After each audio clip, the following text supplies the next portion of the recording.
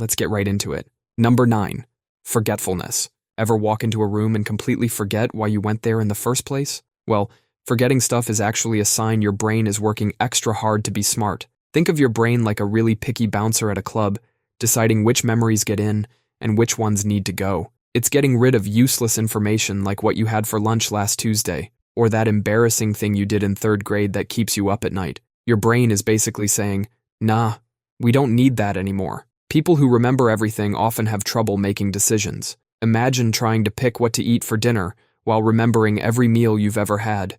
You'd still be deciding what to eat when dinner time rolls around. Smart people tend to remember patterns instead of details. They might forget what they had for breakfast yesterday, but they'll remember how to make the perfect omelet. Number 8. Talking to yourself. Scientists found that people who talk to themselves are actually better at solving problems. Think of a built-in study buddy, except this one doesn't eat all your snacks. When you speak your thoughts out loud, you're giving your brain a software upgrade. Your brain processes information differently when you hear it versus just thinking it. It's like reading a book versus having someone narrate it to you. Even Einstein used to mutter to himself while working on his theories. Though to be fair, if you came up with the theory of relativity, you'd probably want to brag about it to someone.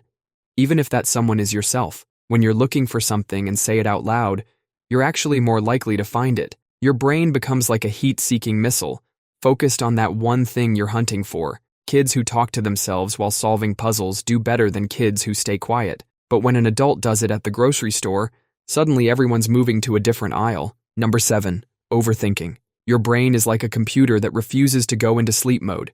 It's constantly running simulations, analyzing scenarios, and creating what-if situations. Scientists found that overthinkers tend to have more active brains with stronger neural connections. When normal people send a text, they hit send and forget about it. But your brain treats every message like it's a diplomatic negotiation that could start World War III. Your brain runs a whole Marvel multiverse of what-if scenarios. While someone else sees a tree, you're thinking about its root system, photosynthesis, and wondering if trees feel lonely. Like that one time you said "you too" when the waiter said "enjoy your meal." Even simple decisions become an episode of CSI in your mind. Choosing what to eat becomes a full investigation with multiple suspects. If I get the burger now, how will that affect my dinner plans? Sometimes, overthinking means lying wide awake at 3 a.m., wondering if penguins have knees. They do have knees, by the way. They're just hidden inside their bodies like a secret agent in disguise. Number 6. Using sarcasm. When you use sarcasm, your brain is doing mental gymnastics. Your brain has to process the literal meaning, flip it upside down, and deliver it with just the right tone. Think of it like being a detective who specializes in finding hidden meanings. Scientists found that people who are good at sarcasm tend to score higher on intelligence tests. Their brains are constantly running a background program that looks for creative solutions. When someone says, "Oh great, another meeting," their brain is processing multiple layers of meaning. First, it has to understand what a normal response would be. Then it has to think of the opposite. Then it has to deliver that opposite in a way that shows they don't mean it. It's like playing chess and juggling while riding a unicycle at the same time. Kids who understand sarcasm early are usually ahead of their peers, though watching a 5-year-old master sarcasm is both impressive and slightly terrifying. "Oh, sure, Mom. I'll clean my room right after I finish solving world hunger." Number 5. Sensitivity to noise. Smart people seem really bothered by noise. That person who can't focus because someone's breathing too loud isn't being dramatic.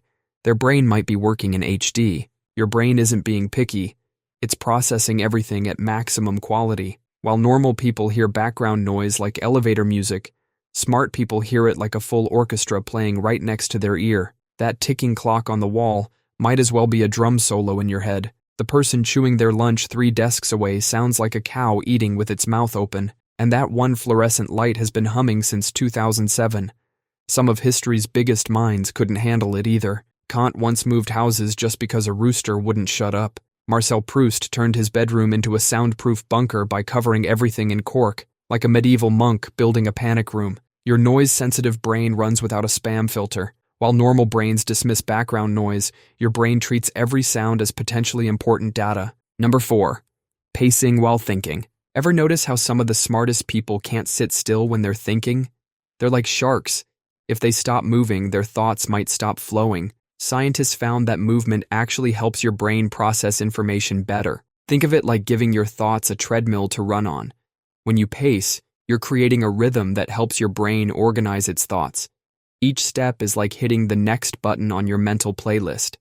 Some of history's greatest thinkers were known for their pacing habits. Your brain is so busy processing information that it needs your body to help out. It's like having too many tabs open on your computer, and your legs become the cooling fan. Fast, urgent thinking leads to quick steps. Deep, philosophical thoughts lead to slow, dramatic strides. Number 3.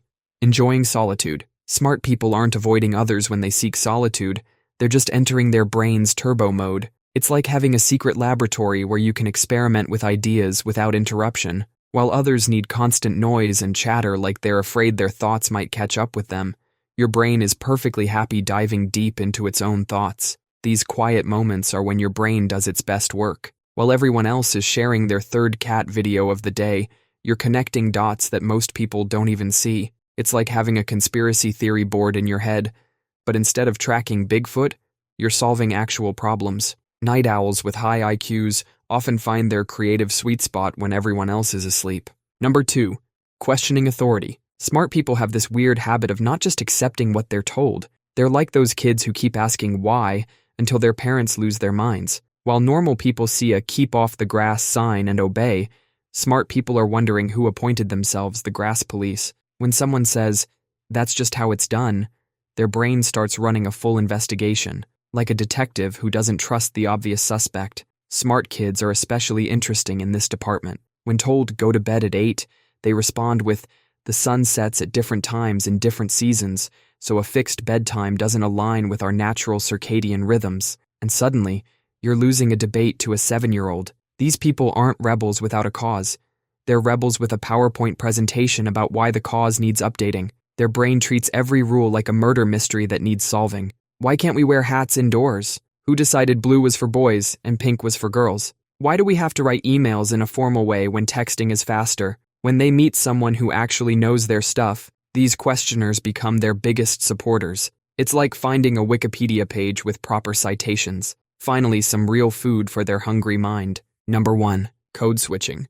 Your brain isn't just bilingual, it's doing linguistic parkour. One minute you're talking proper English in a meeting, the next you're using slang with friends that would make your grandma faint. Scientists found that people who code switch have brains that are basically running multiple operating systems at once, like having different TV channels in your head. You can flip between formal speaking you, casual speaking you, and that weird voice you use when talking to dogs. At work, you're all, according to the quarterly reports. But with your friends, it's, "Yo, check this out." And with your grandma, you're suddenly the most polite person on earth. Your brain is running a real-time translation service that would put Google to shame. While others are stuck in language traffic, you're zipping between linguistic lanes like a getaway driver. That's all for today.